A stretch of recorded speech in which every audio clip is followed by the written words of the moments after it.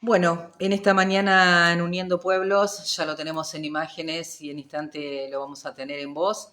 Te quiero dar la bienvenida porque es tu primera vez para Uniendo Pueblos. Gustavo Torres, hola. ¿Qué tal? Buen día, María Alicia. Muchas gracias. Qué linda palabra, uniendo pueblos. Muy bien. Sí, sí, sí. Nació en el 2020 con la pandemia. Sí. Sí, Mirá vos. Sí, a veces cada tanto escucho algunas de tus notas, de tus reportajes, así que sí. bueno, un gusto estar acá. No, igualmente. Bueno, la gente se preguntará, aunque sí que has andado por algún otro medio de comunicación, ¿qué hace Gustavo acá, Torres, sentado acá en el living de Uniendo Pueblos? Eh, Así que bueno, me gustaría que seas vos quien le cuente a la gente. Obviamente esto tiene que ver con la política, esto tiene que ver con las elecciones que, como decíamos recién con Gustavo, están lejanas pero no tanto, del 2027. Contame todo. Bueno, no sé, mirá, yo Yo después pregunto. nunca he dejado de vivir en Maipú, independientemente de que prácticamente mi semana o cada 15, 20 días vuelvo a casa, ando por Maipú. Yo estoy trabajando y viviendo en Balcarce Ujú. desde el año 2016 y desde 2019 soy el secretario de Obras Públicas de Balcarce. Perfecto.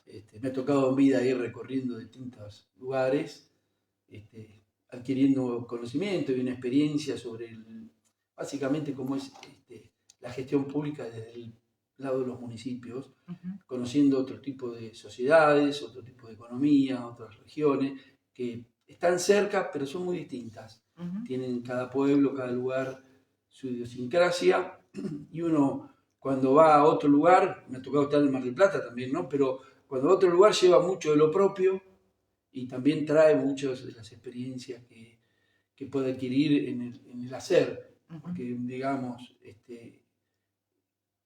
a esta edad ya el conocimiento no es tanto de libros, sino es mucho más La de experiencia. de la realización, del día a día, de cómo se presentan los problemas, qué tipo de problemas y con qué recursos en ese contexto uno los puede llevar adelante. A veces no los puede solucionar, pero bueno, soy digamos, un funcionario de equipo de distintos intendentes que me ha tocado la suerte de poder Acompañar. acompañar, pero uno siempre está en Maipú, el corazoncito de uno es maipuense, eh, siempre me preocupa cómo va el devenir de nuestra comunidad, cómo se va desarrollando nuestra vida política, cultural, social, familiar, y uno nunca deja de estar en su verdadera patria, que es la patria de la niñez, que es el pueblo, el lugar donde uno nació, ¿no? El hogar. Exactamente. Aparte está mamá, mis amigos, en fin, mi casa, digo, así que Maipú para mí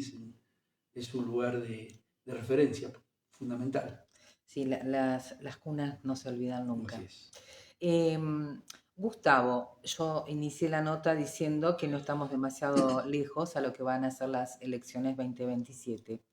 ¿Serías uno de los candidatos dentro de la UCR Yo te decía también que o siempre, PRE? No sé. sí, siempre he sido candidato, digo, independientemente, parece que es una falta de respeto empezar a hablar de estas cosas, falta mucho, la gente está mal, estamos pasando momentos difíciles desde el punto de vista de lo económico, desde el punto de vista laboral, y cuando los políticos nos empezamos a pavonear con candidaturas y egolatría y empezamos a querer ser el centro de la vida de la gente, con tanta anticipación, yo digo, ¿con qué derecho?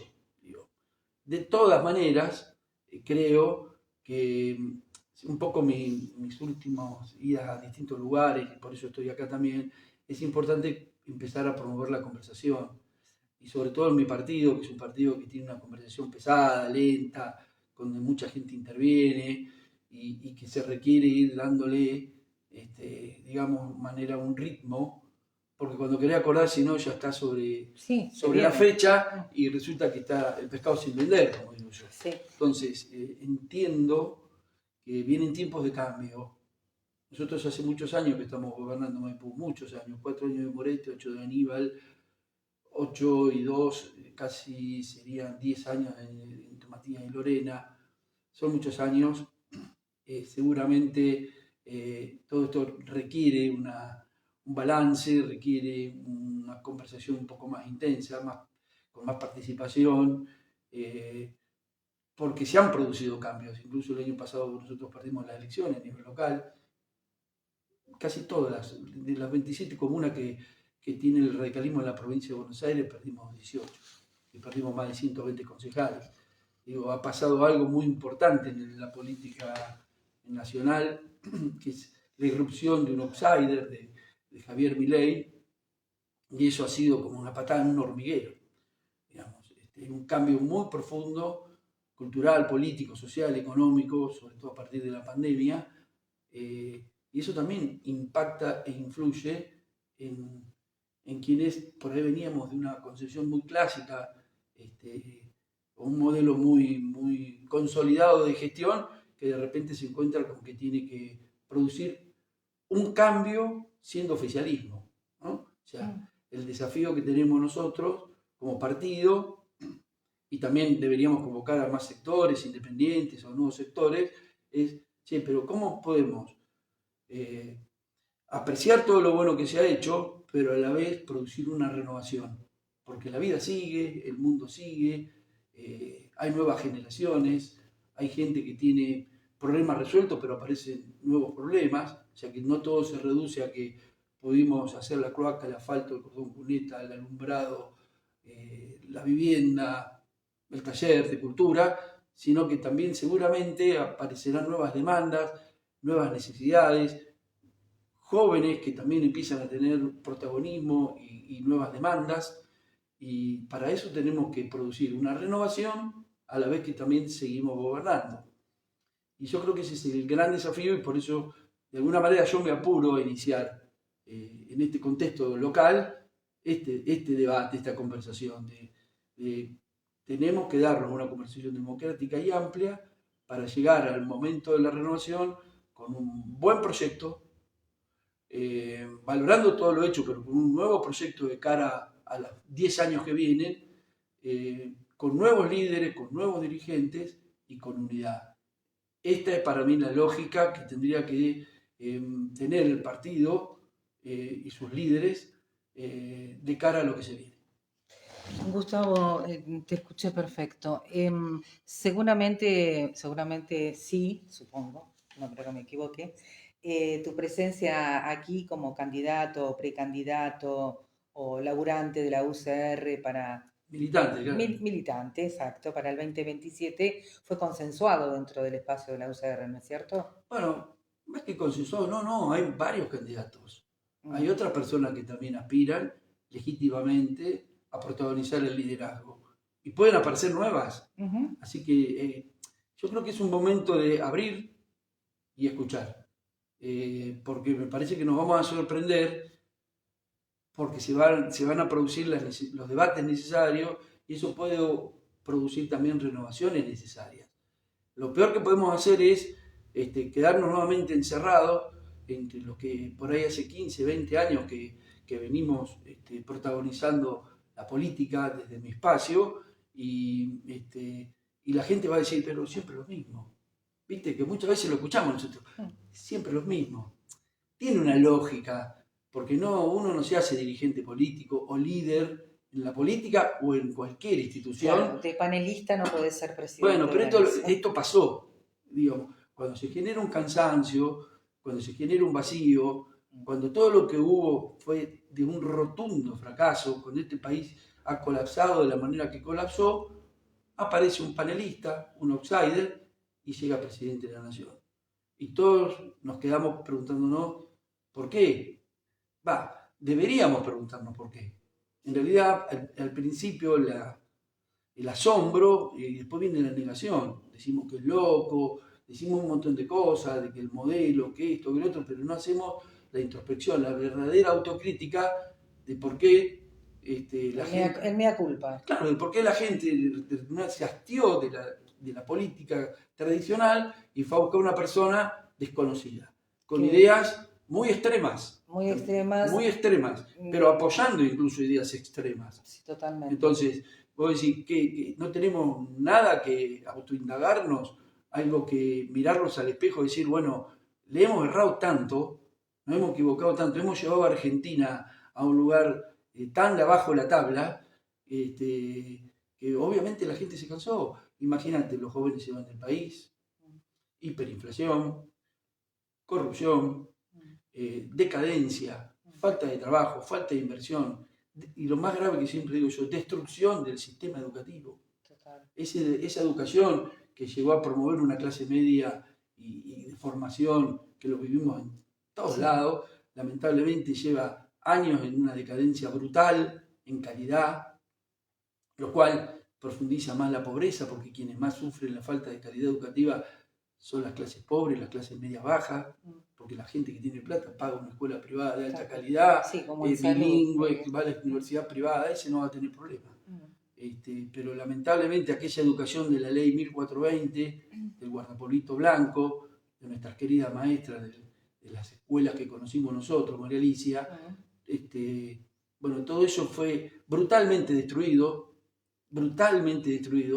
y la consecuencia de eso la viven los jóvenes, los chicos, que después cuando terminan la escuela no tienen capacidad de empleabilidad, no tienen las formaciones básicas como para emprender, para tener un proyecto propio. Cuando van a la universidad se chocan las paredes, andan ahí frustrándose porque no pueden aprobar ni siquiera la primera materia básica de ingreso. Pero todo esto hizo que la sociedad en algún momento colapsara y dijeron, bueno, basta.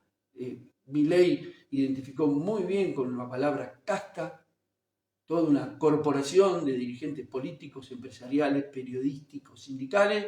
La gente vio que ahí había gran parte del problema que tiene este país y decidió castigar. Bueno, hoy también Milei es casta, también, digamos la cosa. Gracias. Digamos, cuando evitaste que yo lo diga. Al poco andar también se empiezan a demostrar que acá... Eso duele mucho. Yo no, pero a ver, lo estoy fumando, pero digo a la gente que ustedes mismos, y tengo confianza para decírtelo y no lo tomes como una agresión. Ustedes, digo, a la UCR. Si no es por la UCR, Milei no llega. No, bueno, ustedes lo apoyaron. No, pero mira, vamos por parte. Yo creo que lo que le pasa a mi partido, que hay una dirigencia en un lugar y su electorado histórico, que es un electorado de clase media, digamos, hace muchos años que nos abandonó. Digamos, ya cuando nosotros en el 2015... Ya cuando Macri empezaron a desaparecer, a ver, nosotros, ¿no? Después de la convención de Gualeguaychú, donde decidimos ir con el PRO y con Carrió, nosotros fuimos a una elección contra Macri con Ernesto Sanz. Sacó el 2% Ernesto Sanz. Digamos que los radicales en la interna esa votaron a Macri. Los radicales, lo que tienen cierta afinidad, digamos, ¿no? Social, cultural. Así que nosotros somos un partido donde la dirigencia piensa de una determinada manera y su electorado vota de otra manera. Digamos, ¿no? Porque nosotros veníamos, vamos a suponer que nosotros decíamos, bueno, no hay que votar a Milei, que un dirigente radical decía el año pasado a sus correligionarios, digamos, que no hay que votar a Milei, no iba a ser escuchado. La gente fue y votó a Milei. Después te pones a conversar con esa persona y por ahí tiene simpatías por las ideas radicales. Pero en realidad, en Argentina, hoy hay un 65%, 70% que es un voto no peronista, digamos. ¿Correcto? Entonces, pongamos un 60 o 65%. Entonces, la cuestión es que Argentina en las últimas elecciones ha decidido votar expresiones no peronistas. En el mundo se ve en general, ¿no? Bueno, sí. Ahora Hungría vi que perdió. Bueno, sí. Pero después de 16 años, ¿no? Sí. Y tampoco es muy distinto lo que votaron. Lo que esto quiero decir, nosotros somos un partido donde nuestro electorado nos abandonó. ¿Cuándo nos abandonó? Y después de la caída de la Rúa. Pongamos las cosas también en una... 2001. Exactamente. Nosotros tuvimos una experiencia muy triste y fallida con la Alianza, donde nos unimos con ciertos sectores del peronismo, que era Chacho Álvarez, esa experiencia colapsó la convertibilidad, y después, bueno, hubo todo un proceso donde el radicalismo nunca pudo encontrar nuevamente el apoyo popular. Digamos, la sociedad le hizo pagar fuertemente al radicalismo esa salida traumática.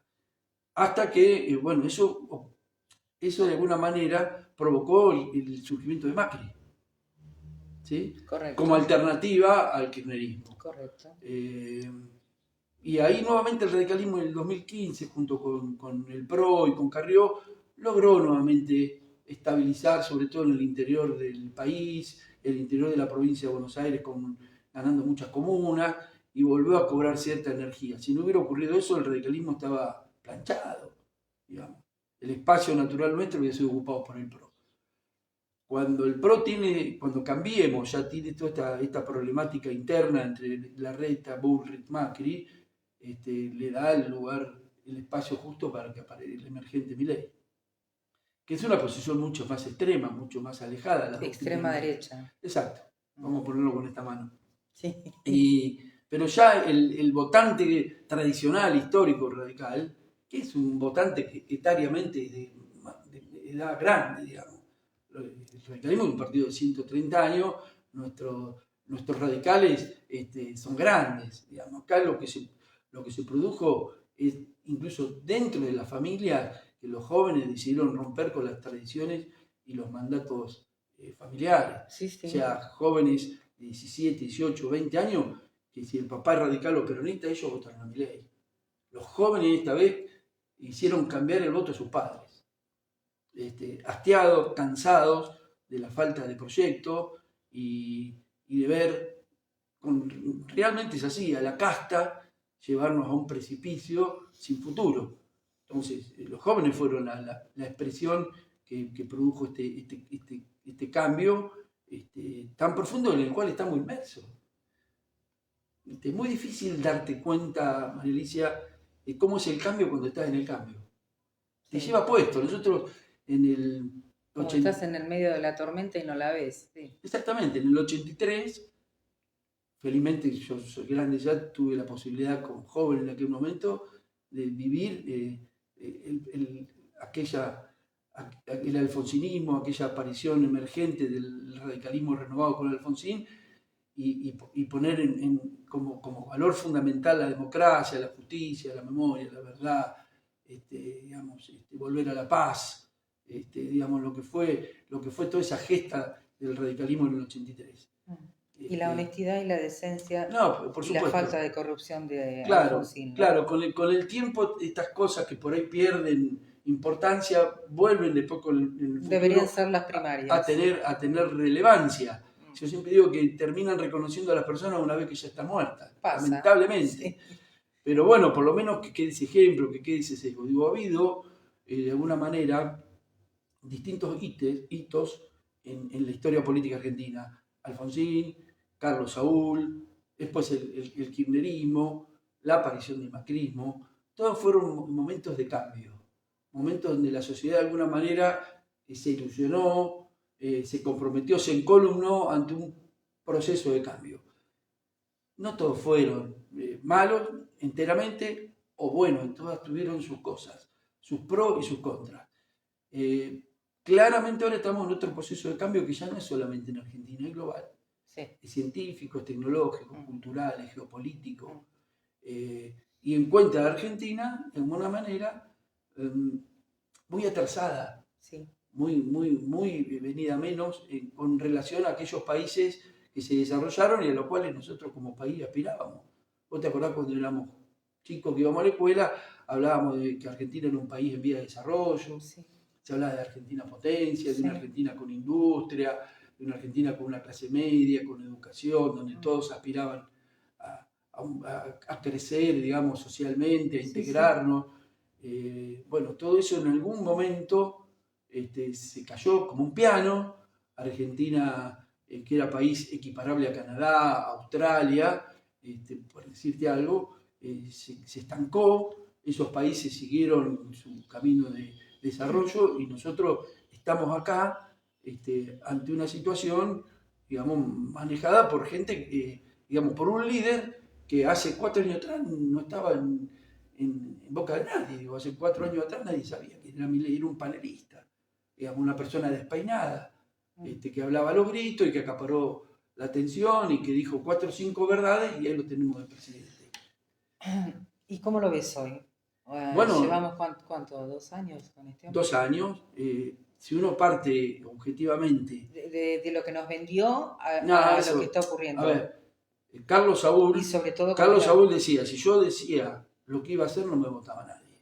Digo, también el salariazo, la sí, sí, revolución aparte es el productiva. ejemplo de Milei, ¿no? Es como que sigue, Digo, lo nombra muchas de alguna manera. veces, eh, hoy, ¿cómo es la política? Hoy es emoción más algoritmo. Digamos, hay una cosa muy potente. Antes nosotros escribíamos en el diario, militábamos con pancartas, salíamos a pegar carteles. Sí, Después, en otra época íbamos a los medios, debatíamos. Hoy la mm, gente en 6 segundos te cambia en el celular, digamos, ¿no? Lo que uno sí, pueda decir prácticamente le entra por un oído y sale por la otra. sí, ¿Cómo se hace la política hoy? Y se hace excitando a la sociedad, buscándole dónde la sociedad está sensible emocionalmente. Se trabaja sobre esa emocionalidad social, que muchas veces está en un plano inconsciente, que la gente lo tiene, pero no sabe que lo tiene. Bronca, miedo, enojo, apatía, desconfianza, todos esos valores emocionales, muy bien estudiados sociológicamente. Se monta una campaña a través de eso, se consigue un personaje. Esto pasó en Italia, y con ese personaje se acapara la atención. Hoy el negocio de la política es el negocio de que te presten atención, de que alguien te escuche un rato. Entonces, con eso, como yo te decía, emoción más algoritmo, cuando querés acordar, ganaste una elección. Y de repente sos gobierno. Dijiste cualquier golazo, como si yo ahora empezara a proliferar. Si yo empezara a proliferar insultos, a decir locura, cosa que. delirar, sí. ¿Sabés qué? Tu audiencia aumentaría a 10.000 personas en un ratito. Se enloqueció Torres, empezó a tirar las cosas de la casa de María Alicia. Y entonces, ¿qué lograría yo? Que me presten atención. Que alguien que jamás sabría que yo existo, de repente dice, hay un loco ahí que anda hablando.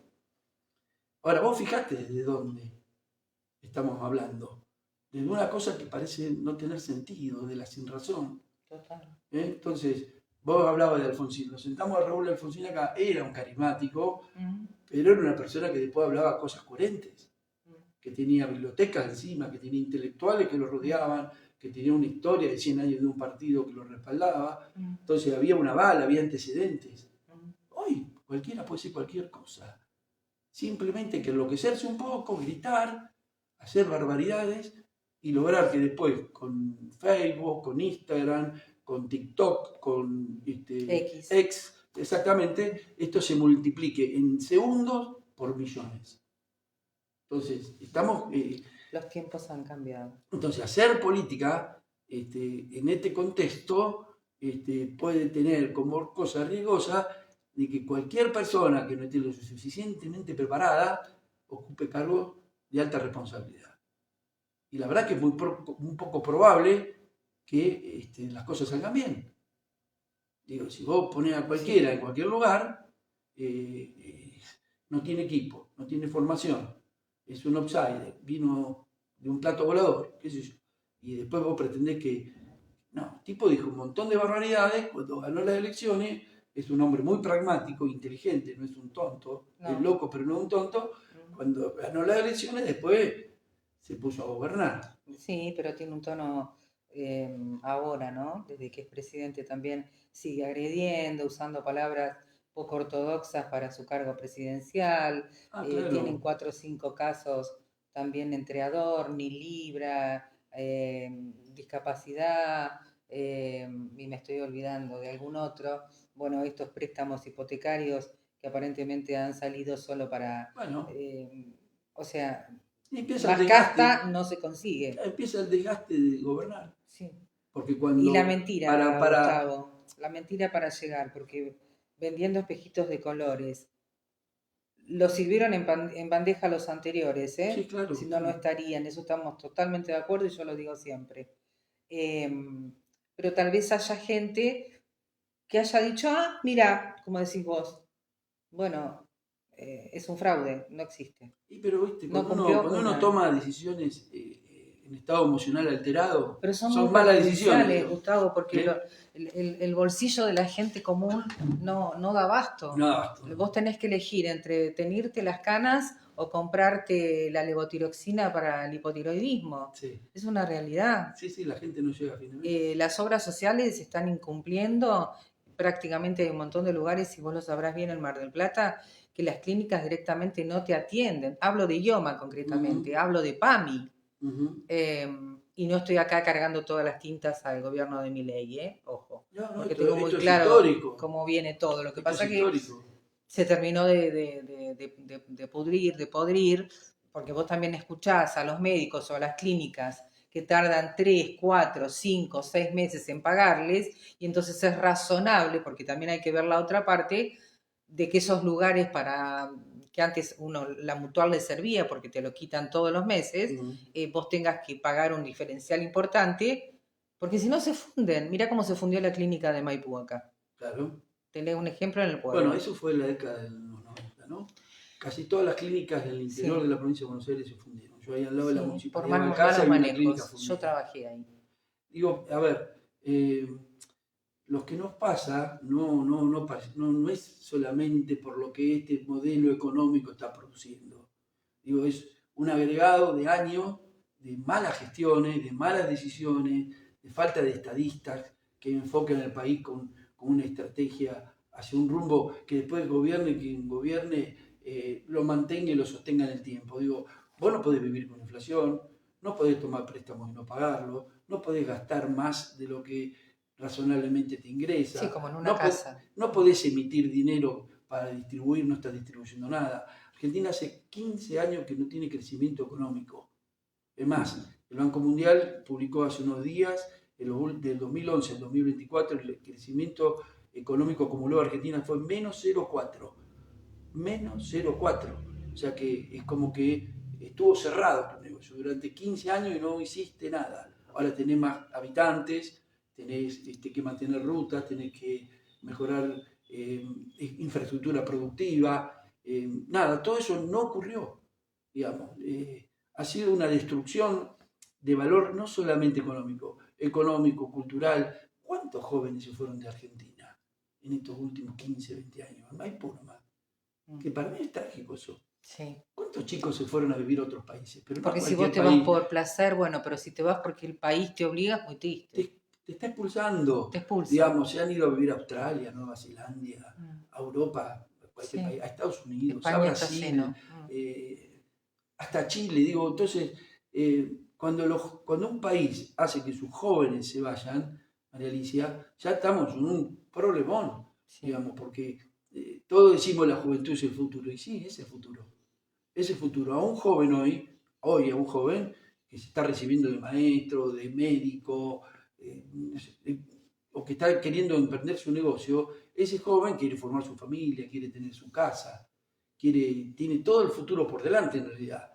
Es el que más le interesaría que este país funcione. Y yo creo que esa fue la razón por la cual los jóvenes dijeron basta, basta, y mayoritariamente votaron a Milei. Y bueno, aparentemente los partidos tradicionales aún no han reaccionado ante esto. Siguen queriendo, con el libro del siglo XX, seguir queriendo convencer que esa es la manera. No, esa no es la manera. Digo, podrá haber valores, podrá haber principios, podrá haber referencias históricas sobre el cual uno apoyarse, pero estamos ante una revolución científica, tecnológica, cultural, y si los partidos no se renuevan en sus procedimientos, en su liderazgo, en sus propuestas, van a ser absolutamente olvidados y desconocidos por el electorado. Hoy tenemos felizmente aún en pie la democracia que nos permite, que le permite a la gente votar y Cambiar. cambiar. Claro. Y te digo una cosa, Valeria, ¿con cuánto me gustaría que el año que viene en la provincia de Buenos Aires exista la boleta única? Exista la boleta única. Como fue la elección el año Sí, pasado, que la gente fue en 5, menos, en 2 minutos sí. votó, no fue manipulada, no fue llevada de las orejas, no Mm. fue comprada, nada, fue la gente, ¡pum!, y eligió. Y si eso se puede implementar en la provincia de Buenos Aires, sería un gran avance para la libertad de expresión y de voto, para la libertad democrática de la gente. Gustavo, respecto a la ausencia del Estado con este gobierno, respecto a la falta de apoyo a las provincias, aunque ahora va a entregar, no me acuerdo el monto, menos a la provincia de Buenos Aires, que yo me causó gracia, ¿no? Porque no se puede hablar con cualquiera de política porque no te vas a pelear con un amigo. Pero digo, no haber incluido a la provincia de Buenos Aires porque, bueno, él tiene un odio muy marcado, muy dicho, y no es que lo digo yo, lo Mm, dice él, contra el kirchnerismo, contra Kicillof, pero se ven perjudicados los 135 municipios de la provincia de Buenos Aires, ¿o tal me cual. equivoco? No, no, tal cual. Y cuando vos también tenés modelos económicos que restringen tanto la actividad y baja el consumo, baja las recaudaciones y los municipios que viven de las coparticipaciones también Obvio, empiezan a tener problemas financieros pero y claro, económicos. Eh, Así que, sí, es a una ver, cadena. ¿Qué le marcas de él, positivo no, a nada, no, Milei? mirá, cuando, ¿Nada a Milei? no, no, sí, yo, Ah, no, ahí ok. hay un liderazgo, no, vamos por parte. Yo creo que Milei tiene condiciones de líder, ¿no? Tiene capacidad, tiene fuerza de liderazgo, tiene mucha fuerza de voluntad, no es un caído del cátere, es un outsider, pero a la vez un hallazgo, es un tipo que no lo vas a mover fácilmente, ¿eh? No, no, sí, eso ya lo sé. Digamos, todos lo ven como economista, yo lo veo más bien como un político que entiende el juego, él siempre dice que es bilardista, quiere decir que es un tipo que busca el resultado, la forma, viste, el bilardismo es, no importa la forma, importa el resultado, digamos, Sí. ¿no? Contra lo que era el Menotti, que era, si vos jugás bien vas a tener buenos resultados, era Sí, más o romántico, el digamos. fin justifica los medios. Claro, bueno, él es Milei es una persona muy pragmática, y no se llega ahí tampoco de casualidad, alguna capacidad Pero no fue tendrá todo él. como muy apurado, porque la verdad que a mí no me interesa que el país tenga, lo digo como María ama de casa jubilada en este momento, me interesa poco y nada que el país tenga déficit cero. Tal vez sea terriblemente ignorante lo que digo. Me parece que el pueblo ha sido muy castigado, que al querer pegarle a la casta, que también me escucharás decirlo en los editoriales, si querías más casta, ahí lo tenés a Milei. Lamentablemente, porque yo aunque no lo voté, dije, ay, pues, capaz que, pero no lo voté. Fue una cuestión intuitiva. Es decir, a mí este tipo no me gusta, me parece un sacadito, no me gustaba la hermana, que de hecho aparentemente es quien maneja los hilos, no lo sé. No, no me gusta, yo soy muy intuitiva y muy de temas de energía, ni siquiera por una cuestión política. Ujú. Eh, pero digo, ¿y el pueblo? Porque vos sabés muy bien que en salud estamos pésimo, el tema de la coparticipación que abandona la provincia de Buenos Aires, que es lo que nos compete, Maipú, provincia de Buenos Aires, quinta sección electoral, los sueldos que no se equiparan, la inflación existe, tenemos la desgracia de la guerra con Irán, que mueve Trump, Estados Unidos, que es su ídolo, Israel, que participa, al que él también es profesante y creo que ahora viaja cerca del 17, 19 Mm. a Israel. Yo creo que está trabajando para el 20% de los argentinos y el resto, la Bueno, realidad, vos ves la gente, uno acá en Capital Federal, si no tiene nafta para el auto, sale acá con la bicicletita o camina, o decir, no, no puedo gastar nafta porque tengo que pagar tal cosa. Eh, no vivíamos así antes, disculpame, no vivíamos así antes. bueno, mira, yo lo que creo que él es un gobierno legítimo, democráticamente Sí, elegido, claro, sí, yo y siempre que, digo, y que hay que hay, respetarlo. exactamente, Sí, y que claro. hay después mecanismos para cambiar. Sí, Cada tanto hay elecciones, pero el pueblo no la está pasando bien, Gustavo. no, pero no es de hoy. Estoy de acuerdo, ¿eh? Pero también es verdad eh, que por alguna razón él llegó. Y yo creo, Sí, eso también es verdad. yo creo que la política tradicional, de alguna manera, no estuvo a la altura de lo que en su momento la gente le confió. Y hubo un hartazgo, un quiebre, un corte. Y acá estamos, con un presidente que estamos todo el día tratando de interpretar, Sí. pero que él tiene un plan, él tiene un modelo. Y es más, el año pasado volvió a ganar. Y hoy tiene en el Senado y en Cámara de Diputados la posibilidad de conformar mayorías democráticamente como para poner las leyes que le hace falta para gobernar. Eh, ¿Estás de acuerdo con la reforma laboral? Sí, sí, estoy de acuerdo con la reforma laboral. Yo creo que el mundo ha cambiado, no podemos tener las mismas leyes laborales que que teníamos en la época de la revolución industrial, por decirte algo. Creo que las leyes no son esqueletos muertos que tienen que quedar ahí para toda la vida, que van cambiando la ciencia, la tecnología, las necesidades para poder ser empleado. Los costos laborales también tienen que ser revisados porque si vos abrís tus economías necesitas competir con otros países del mundo y no puede ser que Argentina tenga una sobrecarga de costos que te hacen poco competitivo. Entonces hay mucho para hacer.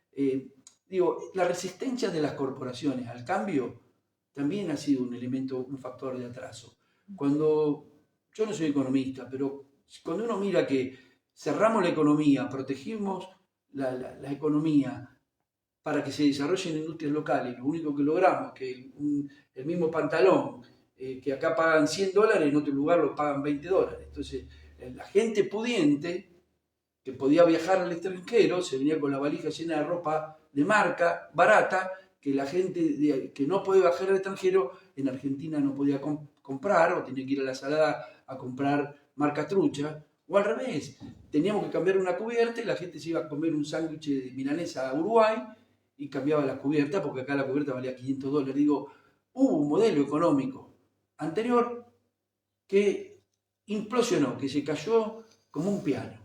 Y este hombre, con una cantidad de bolazos, voy a cerrar el Banco Central, voy a dolarizar, qué sé yo, le metió a la gente... el otro día dijo que no dolariza porque la gente no quiere. Le metió a la gente la ilusión, ahí es lo que yo te decía hoy, el manejo emocional de los electorados, que eso para mí es antiético, ¿viste? Sí. Para mí es antiético, pero bueno, andá a hacerte una campaña electoral hablando serio y con un traje gris. No te mira nadie, digo, vos tenés que emocionalmente promover el encuentro con la gente.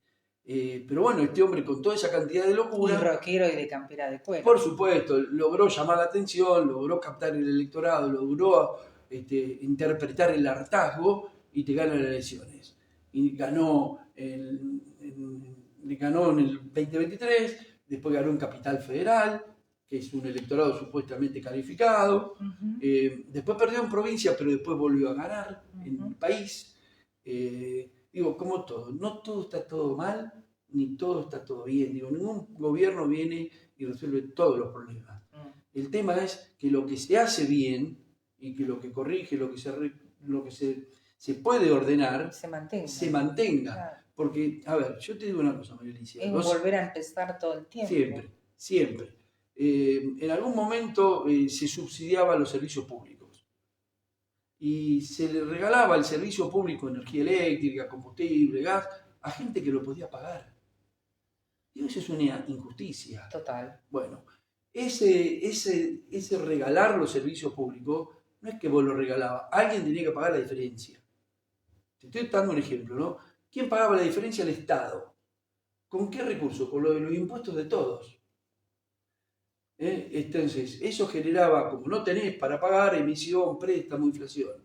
La inflación es el impuesto que más castiga a los pobres. Yo estoy de acuerdo con vos que el déficit cero es una cuenta matemática. Si yo tengo déficit, tengo un banco que me lo presta y yo lo puedo devolver, no hay problema con ese déficit. Pero a Argentina no le presta a nadie, porque no hemos pagado. Y ese déficit lo cubrimos con emisión, que genera inflación. Entonces yo diría que lo que tendríamos que tratar de lograr en un tiempo lógico es que Argentina no tenga inflación. La inflación es una máquina de generar pobreza. Total. Entonces, hoy es altísima la inflación. Este semestre vamos a tener una inflación del 15%. Sí. Y yo me pregunto, ¿los sueldos irán a acompañar? ¿Podrán acompañar eso? Lo veo difícil. Es complicado. Lo veo difícil. Entonces, digo, esto es un esfuerzo muy grande, un sacrificio muy grande que está haciendo la sociedad en su conjunto. Es pacífica, es buena la sociedad argentina. Lo bueno sería que los logros que se lleguen a obtener en este proceso, que los próximos gobiernos no lo tiren por la ventana. Que se venga a corregir lo que está mal, pero que se sostenga lo que está bien. En eso estoy totalmente Entonces, de acuerdo. Esto también es una apelación a la madurez de la dirigencia. Y yo te pregunto, aquellos dirigentes que fueron muy inmaduros, ¿la sociedad los va a volver a convocar? No, acá hay una generación de políticos que la gente los mandó a la casa. los mandó a la casa. Entonces, necesariamente tiene que aparecer una renovación. Y ahí, si querés, volvemos al plano local. Y digo, tiene que haber renovación. Los jóvenes se tienen que empezar a involucrar y hacerse cargo. Yo lo estoy viendo de alguna manera, del futuro, metiéndose en los clubes, en las cooperadoras, en los partidos políticos, en las sociedades vecinales, porque ese protagonismo, esa participación, es en beneficio del conjunto propio y del conjunto. Gustavo, una última pregunta y si me quedó algo, el programa te pertenece. Así como se están rearmando, entre comillas, de alguna manera acá, próximos al 2027, que ya lo estamos tocando con la mano, como viene el año, a nivel nacional, ¿tenés alguna información para darme? Por ejemplo, vi por ahí también alguna posible aparición de Macri, dentro de lo que es la UCR, ¿no? No, bueno, no, pero Macri es el PRO. Digo, Macri anda tratando de reconstruir el PRO, yo tengo una mirada sobre eso. ¿Ustedes digo, alguna vez si a Milei le va bien, el PRO va a estar ahí, apoya mucho, y si a Milei le va mal, ¿qué sentido tiene el PRO? Digo, no, me parece que son fuerzas muy parecidas, no las formas, sino los conceptos. Pero la UCR en un tiempo también apoyó el PRO. No quiero decir. No, sí. Nosotros pertenecíamos al mismo espacio, Cambiemos. ¿Ahora no fue mejor el gobierno de Macri que de este hombre? Yo creo que sí, pero también es verdad que en el 2019 la gente votó a Alberto. Sí, claro, hay que respetar. Digo, digamos, hay situaciones que, bueno, el talento, la habilidad de Cristina para volver a juntar todo el espacio peronista, correrse ella y ser, bueno, fue vicepresidenta, no se corrió mucho, y ganar las elecciones, exactamente, a esto voy, digo, te quedás hasta que un día te agarra la parca, digo, me parece que... Bueno, en Lanús, Quindimil estuvo hasta cerca de los 90 años de intendente. Sí, digo, yo no tengo problema con que los dirigentes tengan mucha edad, lo digo en defensa propia. Digo, lo que sí me parece increíble es que queremos vivir del pasado. O sea, el problema no es la edad que tengas, sino cómo renovás tus ideas. En eso estoy de acuerdo. Porque muchas veces el valor de la experiencia también es algo muy, muy importante. Digo, si vos sabés que por este camino las cosas no funcionaron bien y tenés un ego más o menos razonablemente manejado, si te toca la oportunidad nueva, tenés que producir el cambio. Rodearte de gente nueva, rodearte de gente mejor que vos. ¿Manes para dónde agarró? Que hace mucho que no lo veo. No, Manes hubiera sido otro disruptivo. Quedó desdibujado un poco. Hubiera sido otro disruptivo, pero a ver, creo que era, si vos ponés vino nuevo en odres viejos, creo que es bíblico esto, ¿no? Yo creo que Manes era vino nuevo en un partido viejo. Entonces metimos un tipo interesantísimo. Total. A funcionar dentro de una lógica partidaria que resiste ser cambiada, modificada. Partido mío, mi partido que amo, que está lleno de valores, de principios, de historia, y que ha hecho grandes aportes al país históricos, es un partido muy endogámico, muy cerradito en sus círculos, en sus grupos. Y eso no está bueno. Es malísimo eso. Es malísimo. Hay, te diría, hasta cierta aristocracia partidaria. ¿Sabés cuántos votos sacaría el radicalismo hoy si fuéramos a elecciones? El 2%. No nos vota nadie. Digamos, hay que ser cruel, crudo con nuestra realidad, porque si vos la asumís, podés llegar a tener una posibilidad de cambiar. Y ahora, si vos te aferrarte a cosas detenidas, decía Pablo Milanés, si vos te aferrás a cosas que ya no tienen sustancia, que no tienen vida, que no tienen esa energía vital, esa potencia. Es difícil avanzar. Y no, bueno, te quedás con la llave del kiosco, digo, pero no pasa nadie por ahí. No pasa nadie por ahí. Independientemente de que tengamos en un montón de pueblos excelentes intendentes, como ha sido el intendente, como es el intendente de Tandil, que es un ejemplo, un modelo, pero que incluso el año pasado perdió. Entonces vos estás 20 años siendo intendente. No sé si está bueno eso. No sé ahora, si está bueno eso. ¿Los periodos de intendente son de 2 periodos o se volvió a que es indefinido? Yo estoy en contra de las reelecciones indefinidas. Para mí, en un para momento... mí 4 más 4. Ahora sería 4 más 4, pero ahí tenés la casta nuevamente discutiendo que se pueda votar indefinidamente los intendentes. Eso es pésimo. Es 4 más 4. Y si me apuraba un poquitito, diría 4. Porque vos ¿Dónde es que 6? no, 4 es en Mendoza. Pero Vos 6 no es en nuestro país. no sé, Uruguay, puede ser que cada 6. no Bueno, sí, sé, no sé cuál. no sé, pero Ponele 2 anitos más como para... yo creo ¿Alcanza el que tiempo en 8 años para un intendente? sí, sí, sí, sí.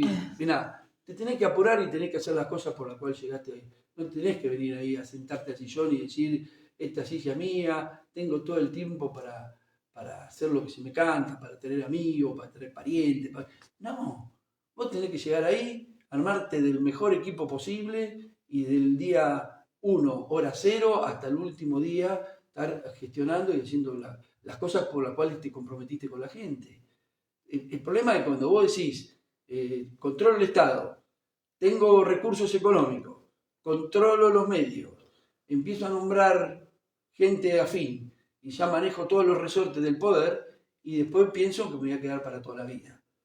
Pasa en Formosa, pasa con los muchachos estos del conurbano que se quedan y cuando ya están viejos ponen al hijo y cuando ya está viejo el hijo ponen al nieto. Digo, todas estas corporaciones de la política han hecho un daño tremendo porque de alguna Bueno, manera Partido de la Costa de Jesús, se todas las tornan, generaciones. se tornan dueños de una... Eso es la casta, ¿entendés? Y después, bueno, si dijésemos que después somos Suiza, somos Suecia, somos Irlanda, somos Uruguay, no somos nada de eso, María Alicia. Tristemente. Como decíamos acá en el pueblo, muy para atrás, como el Chanche Sosa, no conozco el Chanche Sosa.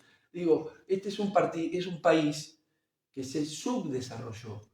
O sea que había un economista que decía que existen 5 países. Los países pobres, los países en vía de desarrollo y los países desarrollados. Y después estaba Argentina y Japón. Y Japón, porque no sabemos cómo se desarrolló. Se supone que con la cultura, la educación, el esfuerzo y el trabajo. Y Argentina, que era un país que se podía desarrollar, no se sabe por qué se empobreció. Es un fenómeno netamente cultural y Porque está político. lleno de corruptos, Gustavo. Sí, sí, sí, sí, sí. Sí, Sí, digo, cuando vos hablas de la corrupción, porque vos la recorres y realmente, más allá de lo bella que es de punta a punta, la total, y la riqueza que calidad humana de tenemos su sociedad, ¿eh? y Pero exacto. ojo que cuando hablamos de la corrupción es aquello que se empieza a degradar, ¿cierto? Los cuerpos corruptos, las cosas que empiezan Los a que tener... roban. También, por supuesto, Bueno, yo voy a también, eso. vos apuntás a eso. Pero en realidad es una decadencia en la cultura general que es la que realmente apuntala a un modelo de desarrollo. Digo, esta fue una cultura de inmigrantes, más lo local, más lo propio, más lo originario, con la educación, vuelvo al tema educativo, con la democracia, con la constitución, empezó a ser un país, digamos, que empezó a crecer y a desarrollarse. Y en algún momento todo eso se corrompió, se cayó como un piano. Todos esos hábitos que hacen a lo básico para que haya desarrollo, de alguna manera fueron atravesados por el abandono, por la corrupción, por la decadencia política, cultural, social, económica. Y bueno, acá estamos como estamos. No es solamente una casualidad, digamos. Esto es un proceso de decadencia que incluye a mi ley. Si vos me preguntás, y bueno, todo esto nos generó un Milei en un país con otro estado de evolución social y político. Milei no hubiera llegado a ser presidente. Es algo asombroso que tenga que venir un loco con algún puñado de razones a poder romper un status quo, ¿no? Total. ¿Viste? Vos decís, bueno, tuvimos que acudir a un loco porque los normalitos nos llevaron a este desastre. Qué buen final. Bueno, Muchísimas gracias y gracias a cuando vos. gustes, Uniendo Pueblos a tu disposición. Bueno, Y ha gracias, sido gracias un Alicia. gusto verte después de tantos años. Lo mismo digo. Gracias, Gustavo.